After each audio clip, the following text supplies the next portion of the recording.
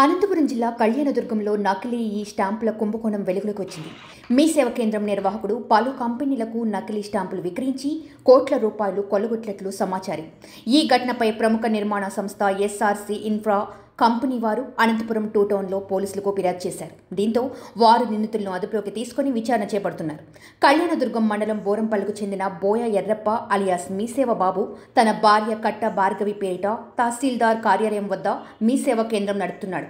ఇక్కడ ఈ స్టాంపులను మీసేవలో విక్రయించేవారు. ఈ క్రమంలో నకిలీ స్టాంపులు సృష్టించి విక్రయించాడు. దాదాపు 100 రూపాయలు కలిగిన స్టాంపులను 1,00,000 రూపాయలు విలువైనగా చూపించి విక్రయించి సొమ్ము చేసుకున్నాడు. ఈ క్రమంలోనే SRP infra developers private limited కంపెనీకి కూడా నకిలీ స్టాంపులు భారీగా విక్రయించారు.